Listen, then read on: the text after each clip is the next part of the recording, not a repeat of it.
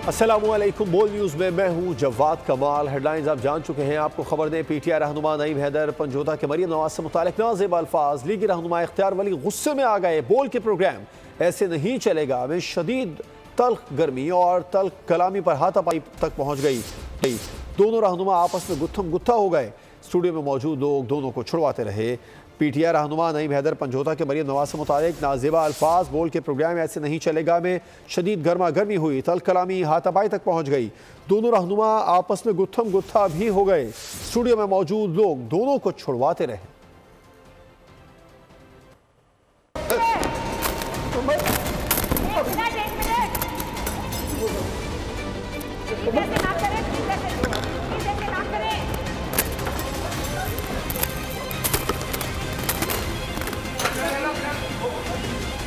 बोल का प्रोग्राम लड़ाई की नजर। नईम हैदर पंजोता के नाजेबा अल्फाज, इख्तियार वली खान सीख पा। कौन है टेरियन? टेरियन बताओ कौन? आप बताओ। आप बताओ।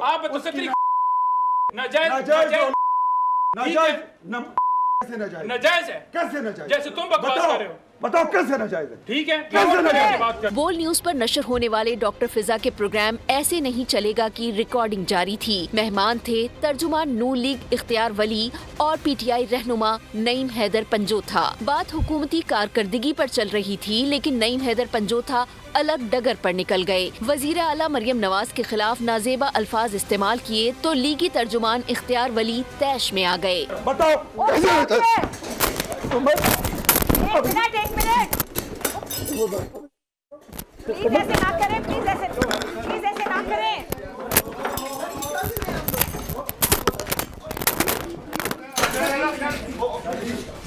दोनों रहनुमा आपस में गुत्थम गुत्था हो गए। देर तक लड़ाई जारी रही। आखिरकार स्टूडियो क्रू ने बीच बचाव कराया।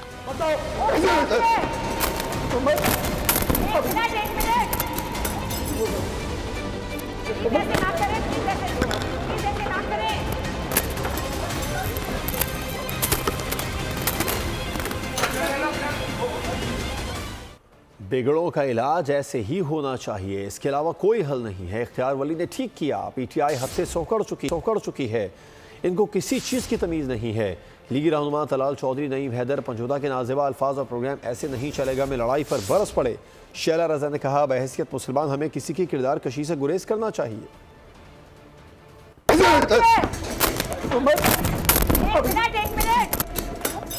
प्रोग्राम ऐसे नहीं चलेगा में नईम हैदर पंजोता के नामुनासिब अल्फाज। पीटीआई रहनुमा की हरकत पर सियासी रहनुमाओं ने शदीद तनकीद का निशाना बनाया।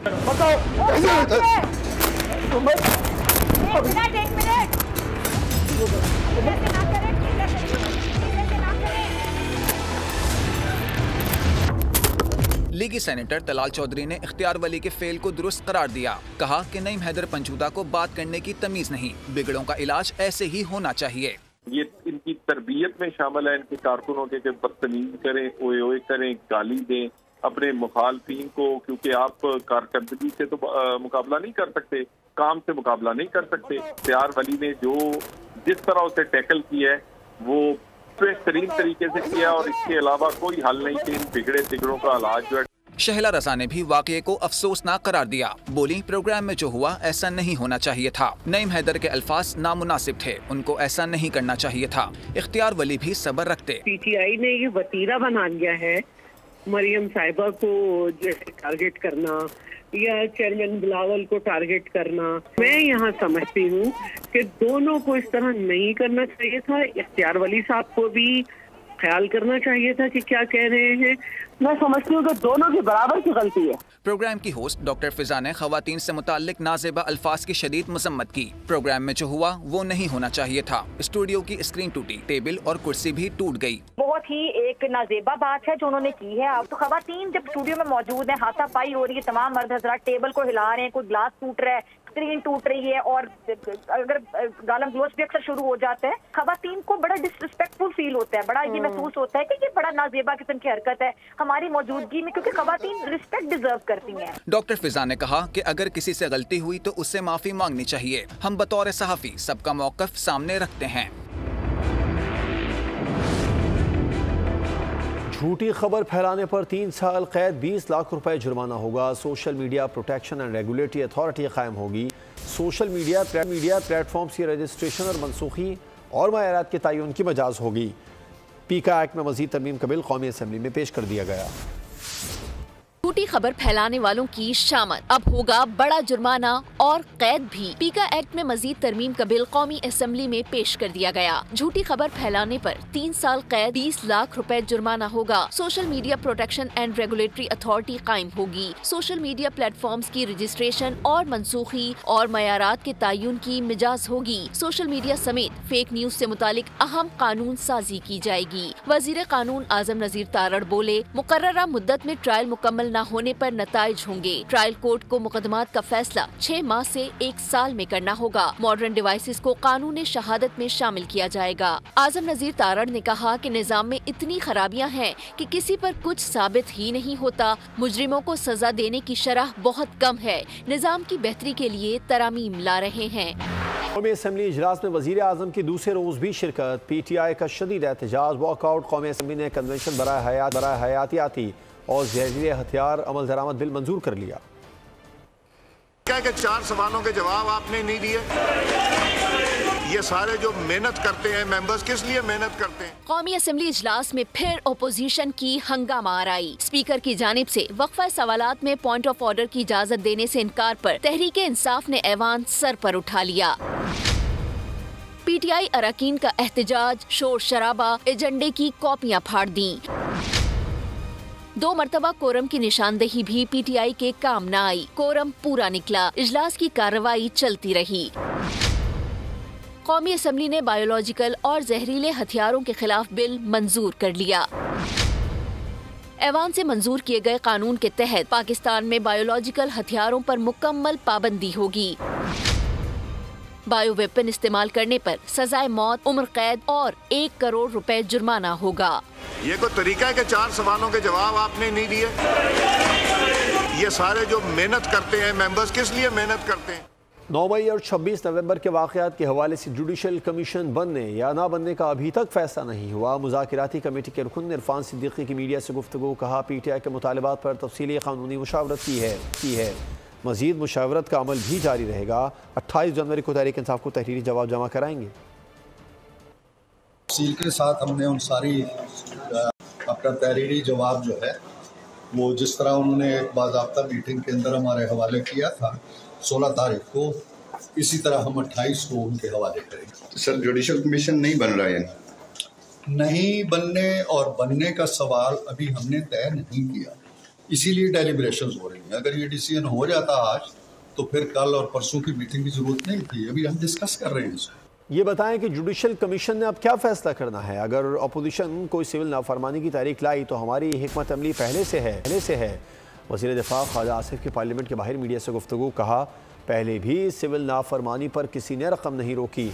अगर जुडिशल कमीशन बनाना है तो फिर इसमें माजी की चीज़ें भी शामिल करें। जुडिशल कमीशन का कोई बताए तो सही कि क्यों जुडिशल कमीशन ने क्या फैसला वहाँ पर करना या क्या इन्वेस्टिगेशन करनी है। अगर कोई इस किस्म का प्रपोजल होता भी है तो पुरानी बातें हैं, इसके लिए कोई नई स्ट्रेटजी की ज़रूरत नहीं है। ऑलरेडी स्ट्रेटजी है।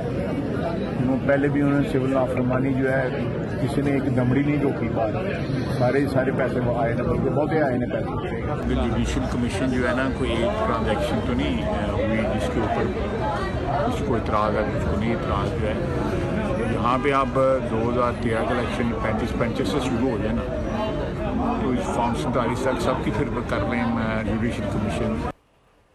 हुकूमत ने अपोजिशन के मुतालबात का 28 जनवरी को तहरीरी तौर पर जवाब देने का फैसला कर लिया। वज़ीर आला अली अमीन गंडापुर का 9 मई में बाज़ कारकुनों के गुमराह हो जाने का एतराफ़ी बयान भी जवाब में शामिल करने की तजवीज़ दी गई है। हुकूमत की ज़ेली कमेटी का इजलास आज भी होगा। PTI के मुतालबात हुकूमती अरकान ने सर जोड़ लिए। अपोजिशन के जवाबात तहरीरी तौर पर देने का फैसला। स्पीकर अयाज सादिक की ज़ेर सदारत हुकूमत की ज़ेली कमेटी का इजलास हुआ। इजलास में जुडिशल कमीशन के बनने और ना बनने का अभी तक फैसला नहीं हुआ। 28 तारीख को PTI की मुज़ाकराती टीम के साथ चौथा मुश्तरका इजलास होगा। मुज़ाकरात के अगले दौर में हुकूमत तहरीरी तौर पर जवाब देगी। कमेटी के रुकन एजाजुल हक ने मीडिया से गुफ्तगू में कहा कि मीटिंग में अपोजिशन के खत पर तफसीली गौर किया गया। कानूनी मामलात को भी देखा है। खत का जवाब अभी तैयार नहीं हुआ। जवाब तैयारी के मराहिल में है। ये अभी देख रहे हैं, कानूनी पहलू उसके गौर कर रहे हैं कि इसमें क्या कोई गुंजाइश है कि नहीं है, लेकिन अभी तक उस पर कोई हतमी फैसला नहीं। जितनी बातें उन्होंने लिखी हैं उसका एक एक पहलू जो है वो देखा है। जवाब अभी तैयार नहीं हुआ, लेकिन जवाब के प्रोसेस में है इंशाल्लाह। जैसे ही जवाब तैयार होगा मीटिंग बुलाकर तो मेरे ख्याल में ट्यूसडे को मीटिंग। जराये के मुताबिक हुकूमती ज़ेली कमेटी में ये तजवीज़ भी आई है कि वज़ीर आला अली अमीन गंडापुर के इस बयान को भी जवाब का हिस्सा बना दिया जाए, जिसमें उन्होंने 9 मई को उनके कुछ कारकुनान के गुमराह हो जाने का एतराफ़ किया था। इजलास में इसहाक डार, आजम नज़ीर तारड़, नवीद कमर, अब्दुल अलीम खान, राना सनाउल्लाह, फारूक सत्तार, एजाजुल हक, खालिद मक्सी और चौधरी सालिक शरीक हुए। सुप्रीम कोर्ट में बेंचेस इख्तियारात के केस मुकर्रर न होने को जस्टिस मंसूर अली शाह ने तौहीन अदालत करार दे दिया। दौरान समाअत ने मार्क दिया कि बेंचेस के इख्तियारात के केस का 26वीं तरमीम से कोई ताल्लुक नहीं। बेंचेस इख्तियार और एडिशनल रजिस्ट्रार तौहीन अदालत केस कॉज लिस्ट से क्यों हटाया, आज ही तहरीरी जवाब जमा करा दे। जस्टिस मंसूर अली ने तौहीन अदालत केस में बड़ा हुक्म दे दिया। रिमार्क्स दिए ताल्लुक प्रैक्टिस एंड प्रोसीजर कमेटी के इख्तियारात से है, 26वीं तरमीम से नहीं है। इस्तफसार किया, बेंच अपना दायरा इख्तियार देखना चाह रहा है तो क्या केस वापस लिया जा सकता है? क्या हम तौहीन का केस सुनते हुए फुल कोर्ट का ऑर्डर कर सकते हैं? अटॉर्नी जनरल से पूछा, केस रेगुलर बेंच सुन रहा था तो क्या कमेटी इसे शिफ्ट कर सकती है? रजिस्ट्रार ने एडिशनल रजिस्ट्रार के दिफा में कहा कि ये सब 2 जजेस कमेटी के फैसले से हुआ। अदालत ने अटॉर्नी जनरल के एतराज के बाद ख्वाजा हारिस और एहसन भवन को अदालती मुआवन मुकर्रर कर दिया। सब्सक्राइब करें और बेल दबाएं ताकि कोई खबर रह न जाए।